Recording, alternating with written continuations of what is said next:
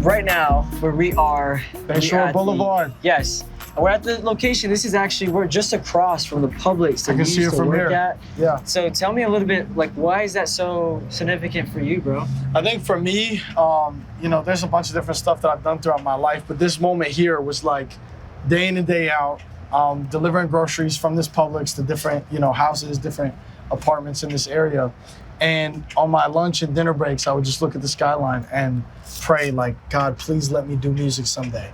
I'm putting these songs together in my free time. I'm going home sometimes like 11 p.m. at night after getting there at like 9 in the morning and just like working on music all night. Like, man, I just gotta make it. I wanna make it. And I was kind of like still in that place where I had no idea if it was gonna work or not. I didn't know if it was gonna hit or not. So it was a little bit of those nerves of like, all right, God, I'm doing what you told me to. I'm putting my time into this. I'm making these songs. I put one out there.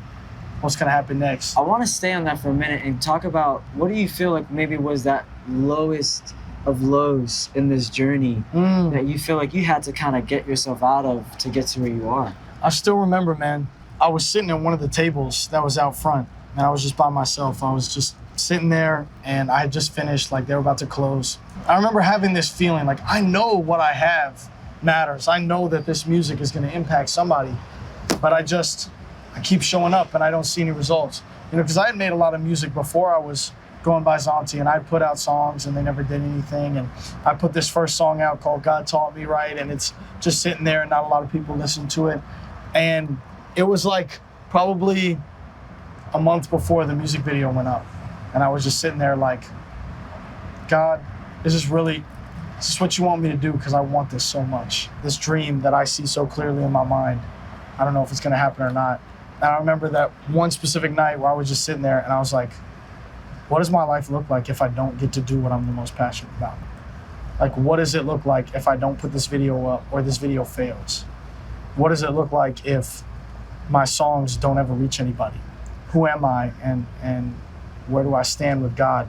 And I just felt this peace in that moment, like if I do it for the one and if I keep my relationship with him strong, then it's not my job to figure it out. And I kind of prayed a prayer of surrender. And anytime I feel those nerves again or feel that frustration or feel discouraged, I kind of go back to that same prayer, like, God, I trust you. You're big enough to figure it out. And I'm just gonna show up, I'm gonna get your will, and then I'm gonna walk it out. I'm gonna show up and do what you want me to do, and it's not my job to figure it out. And that prayer of surrender, right before the video went up, I felt like was a key moment too for me to have any kind of success, because God was like, all right, you've been faithful, you keep showing up. There's this stretch of time where you don't have any reason why you should believe that this is gonna work, but you still say you trust me. And if we do that in our lives, and we say, God, no matter what, I'm gonna trust you, he'll show up. He's gonna do his part. He's definitely done his part for sure. And the cool thing about that place is that's where you shot your music video. Yeah, we did Hard Work God First right there. So everything's super symbolic for me, and we came back, I was like, look, if I can do it, you can do it too. Yeah. We're gonna pull up to that spot. We did the hanging mic video.